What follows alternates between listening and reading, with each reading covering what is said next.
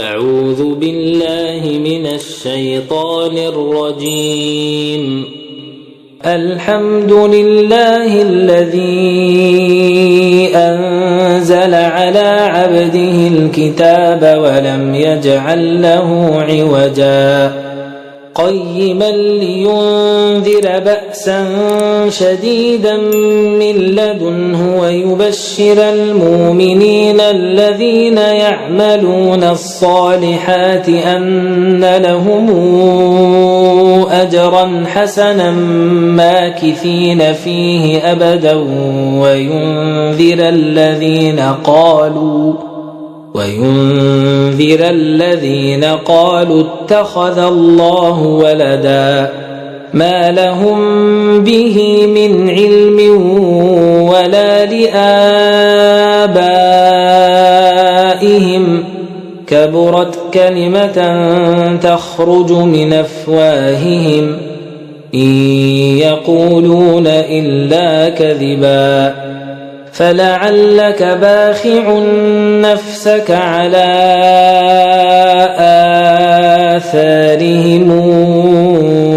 إن لم يؤمنوا بهذا الحديث أسفا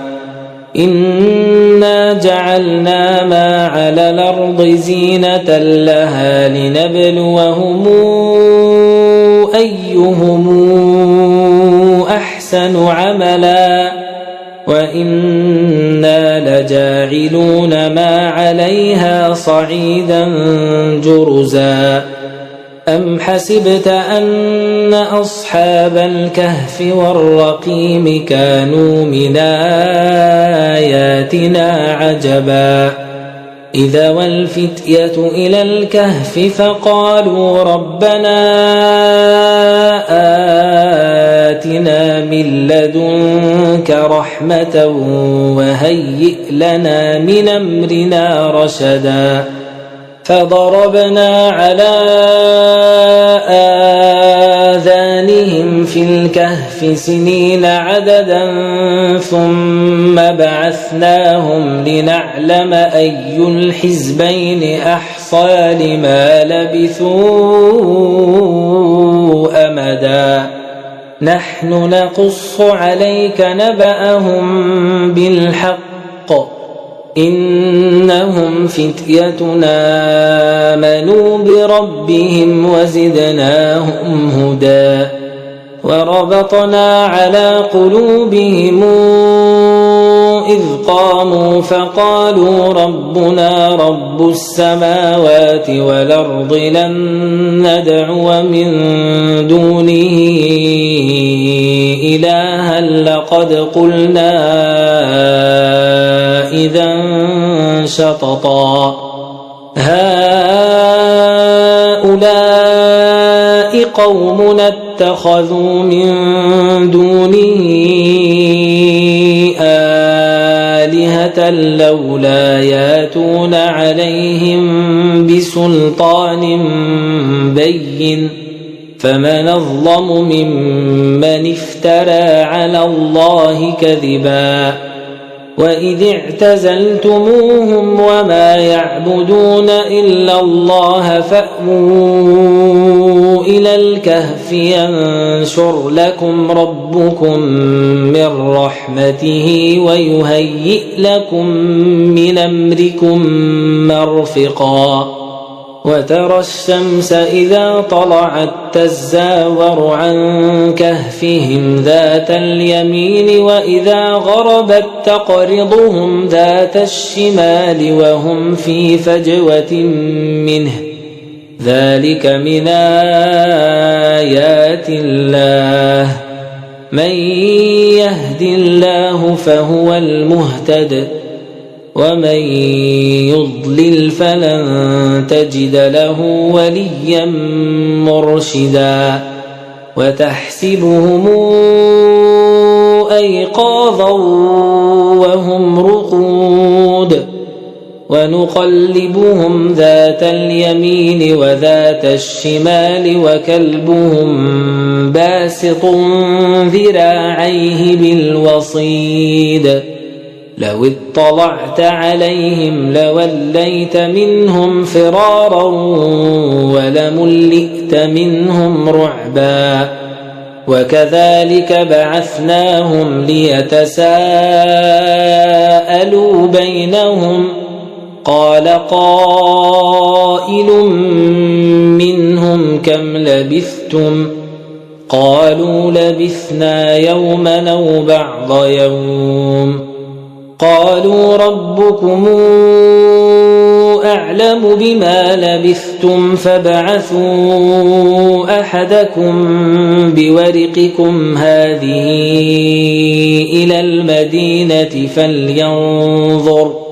فلينظر أيها أزكى طعاما فلياتكم برزق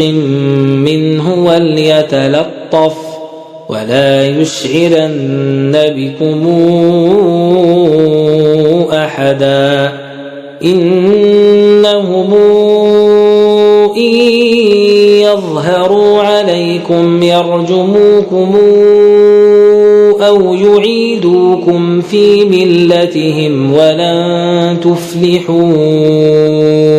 إذا أبدا وكذلك أعثرنا عليهم ليعلموا أن وعد الله حق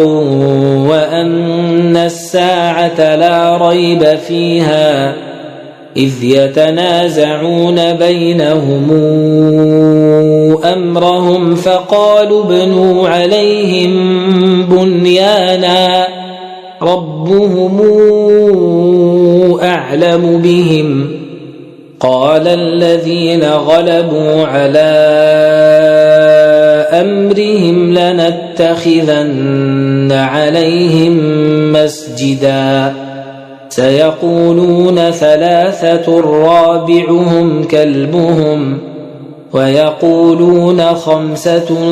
سادسهم كلبهم رجما بالغيب ويقولون سبعة وثامنهم كلبهم قل ربي أعلم بعدتهم ما يعلمهم إلا قليل فلا تمار فيهم إلا مراء ظاهرا ولا تستفت فيهم منهم أحدا ولا تقولن لشيء إني فاعل ذلك غدا إلا أن يشاء الله واذكر ربك إذا نسيت وقل عسى أن يهديني ربي لأقرب من هذا رشدا ولبثوا في كهفهم 300 سنين وازدادوا 9 قل الله أعلم بما لبثوا له غيب السماوات والأرض أبصر به وأسمع ما لهم من دونه من ولي ولا يشرك في حكمه أحدا واتل ما أوحي إليك من كتاب ربك لا مبدل لكلماته ولن تجد من دونه ملتحدا واصبر نفسك مع الذين يدعون ربهم بالغداة والعشي يريدون وجهه ولا تعد عيناك عنهم تريد زينة الحياة الدنيا ولا تطع من اغفلنا قلبه عن ذكرنا واتبع هواه وكان أمره فرطا وقل الحق من ربكم فمن شاء فليؤمن ومن شاء فليكفر إنا أعتدنا للظالمين نارا أحاط بهم سرادقها وإن يستغيثوا يغاثوا بماء كالمهل يشوي الوجوه بئس الشراب وساءت مرتفقا إن الذين آمنوا وعملوا الصالحات إنا لا نضيع أجر من أحسن عملا أولئك لهم جنات عدن تجري من تحتهم الأنهار يحلون فيها من أساور من ذهب ويلبسون ثيابا خضرا من سندس واستبرق متكئين فيها على الأرائك نعم الثواب وحسنت مرتفقا واضرب لهم مثل الرجلين جعلنا لأحدهما جنتين من أعناب وحففناهما بنخل وجعلنا بينهما زرعا كلتا الجنتين آتت أكلها ولم تظلم منه شيئا وفجرنا خلالهما نهرا وكان له ثمر فقال لصاحبه وهو يحاوره أنا أكثر منك مالا وأعز نفرا ودخل جنته وهو ظالم لنفسه قال ما أظن أن تبيد هذه أبدا وما أظن الساعة قائمة ولئن رددت إلى ربي لأجدن خيرا منهما منقلبا قال له صاحبه وهو يحاوره أكفرت بالذي خلقك من تراب ثم من نطفة ثم سواك رجلا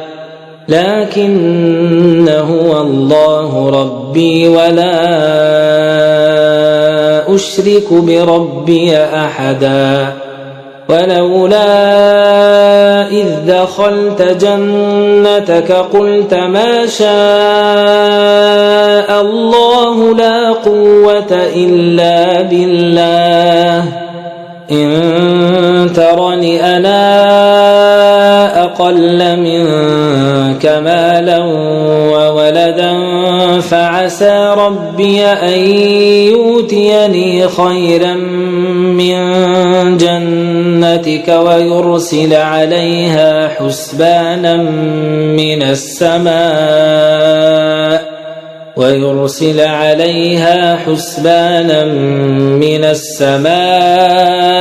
فتصبح صعيدا زلقا أو يصبح ماؤها غورا فلن تستطيع له طلبا وأحيط بثمره فأصبح يقلب كفيه على ما أنفق فيها وهي خاوية على عروشها ويقول يا ليتني لمشرك بربي أحدا ولم تكن له فئة ينصرونه من وما كان منتصرا هنالك الولاية لله الحق هو خير ثوابا وخير عقبا واضرب لهم مثل الحياة الدنيا كماء أنزلناه من السماء فاختلط به نبات الأرض فأصبح هشيما تذروه الرياح وكان الله على كل شيء مقتدرا المال والبنون زينة الحياة الدنيا والباقيات الصالحات خير عند ربك ثوابا وخير نملا ويوم نسير الجبال وترى الأرض بارزة وحشرناهم فلم نغادر منهم أحدا وعرضوا على ربك صفا لقد جئتمونا كما خلقناكم أول مرة بل زعمتم أن لن نجعل لكم موعدا ووضع الكتاب فترى المجرمين مشفقين مما فيه ويقولون يا ويلتنا ما لهذا الكتاب لا يغادر صغيرة ولا كبيرة إلا أحصاها ووجدوا ما عملوا حاضرا ولا يظلم ربك أحدا وإذ قلنا للملائكة اسجدوا لآدم فسجدوا إلا إبليس كان من الجن ففسق عن أمر ربه أفتتخذونه وذريته أولياء من دوني وهم لكم عدو بئس للظالمين بدلا ما أشهدتهم خلق السماوات والأرض ولا خلق أنفسهم وما كنت متخذ المضلين عضدا ويوم يقول نادوا شركائي الذين زعمتم فدعوهم فلم يستجيبوا لهم وجعلنا بينهم موبقا ورأى المجرمون النار فظنوا أنهم مواقعوها ولم يجدوا عنها مصرفا ولقد صرفنا في هذا القرآن للناس من كل مثل وكان الإنسان أكثر شيء جدلا وما منع الناس أن يؤمنوا إذ جاءهم الهدى ويستغفروا ربهم إلا أن تاتيهم سنة الأولين أو ياتيهم العذاب قبلا وما نرسل المرسلين إلا مبشرين ومنذرين ويجادل الذين كفروا بالباطل ليدحضوا به الحق واتخذوا آياتي وما أنذروا هزؤا ومن أظلم ممن ذكر بآيات ربه فأعرض عنها ونسي ما قدمت يداه إنا جعلنا على قلوبهم أكنة أن يفقهوه وفي آذانهم وقرا وإن تدعهم إلى الهدى فلن يهتدوا إذا أبدا وربك الغفور ذو الرحمة لو يواخذهم بما كسبوا لعجل لهم العذاب بل لهم موعد لن يجدوا من دونه موئلا وتلك القرى أهلكناهم لما ظلموا وجعلنا لمهلكهم موعدا وإذ قال موسى لفتاه لا أبرح حتى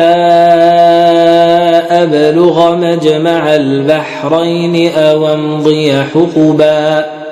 فلما بلغا مجمع بينهما نسيا حوتهما فاتخذ سبيله في البحر سربا فلما جاوزا قال لفتاه آتنا غداءنا لقد لقينا من سفرنا هذا نصبا قال أرايت إذا وينا إلى الصخرة فإني نسيت الحوت وما أنسانيه إلا الشيطان أن أذكره واتخذ سبيله في البحر عجبا قال ذلك ما كنا نبغ فارتدا على آثارهما قصصا فوجدا عبدا من عبادنا آتيناه رحمة من عندنا وعلمناه من لدنا علما قال له موسى هل اتبعك على أن تعلمني مما علمت رشدا قال إنك لن تستطيع معي صبرا وكيف تصبر على ما لم تحط به خبرا قال ستجدني إن شاء الله صابرا ولا أعصي لك أمرا قال فإن اتبعتني فلا تسألني عن شيء حتى أحدث لك منه ذكرا فانطلقا حتى إذا ركبا في السفينة خرقها قال أخرقتها لتغرق أهلها لقد جئت شيئا إمرا قال ألم قل إنك لن تستطيع معي صبرا قال لا تواخذني بما نسيت ولا ترهقني من أمري عسرا فانطلقا حتى إذا لقيا غلاما فقتله قال أقتلت نفسا زاكية بغير نفس لقد جئت شيئا نكرا قال ألم قل لك إنك لن تستطيع معي صبرا قال إن سألتك عن شيء بعدها فلا تصاحبني قد بلغت من لدني عذرا فانطلقا حتى إذا أتيا أهل قرية استطعما أهلها فأبوي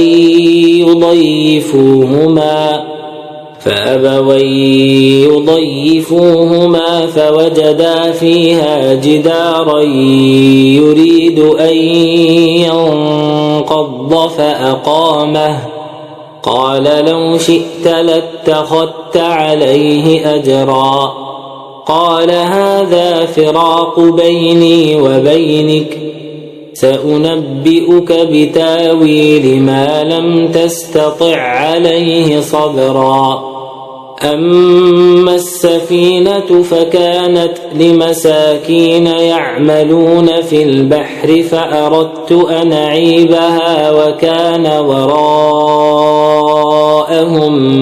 ملك يأخذ كل سفينة غصبا وأما الغلام فكان أبواه مؤمنين فخشينا أن يرهقهما طغيانا وكفرا فأردنا أن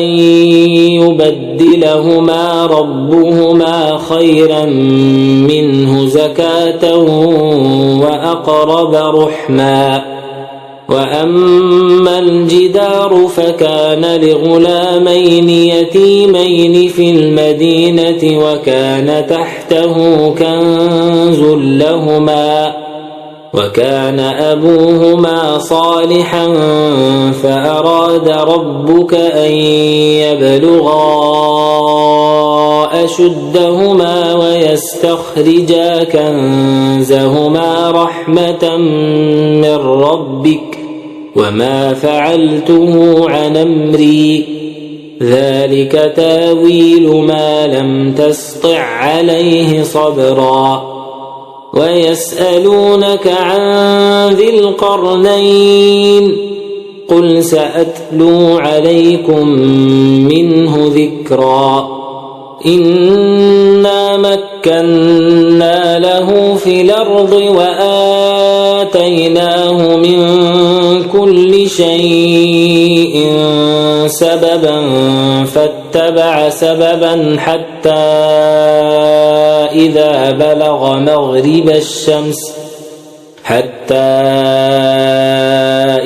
بلغ مغرب الشمس وجدها تغرب في عين حمئة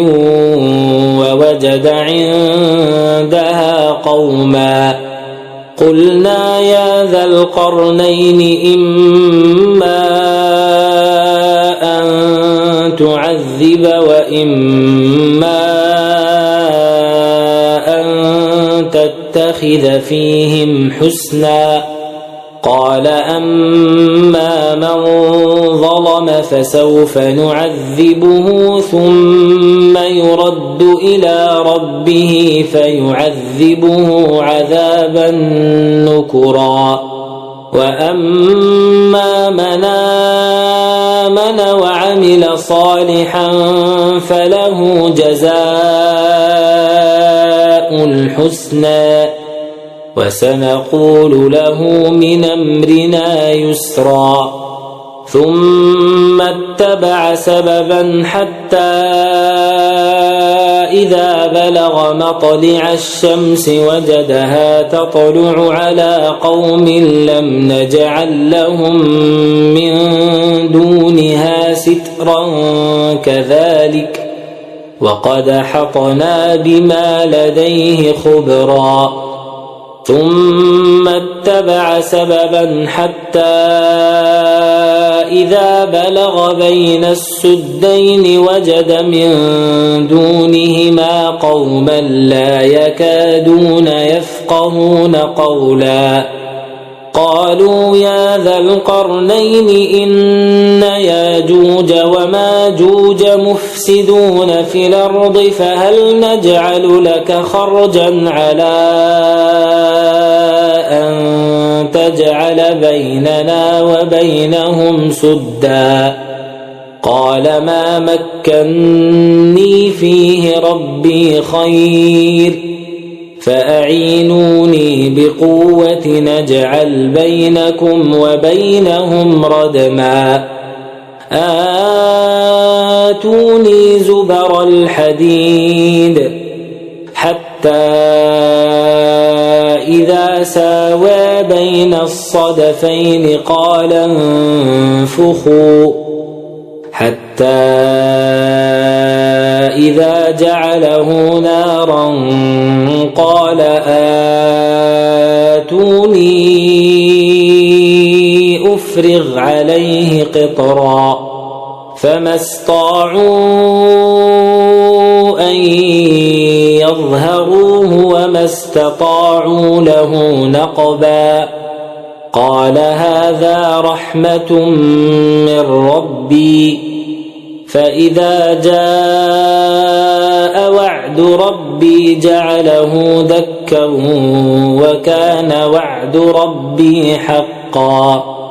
وتركنا بعضهم يومئذ يموج في بعض ونفخ في الصور فجمعناهم جمعا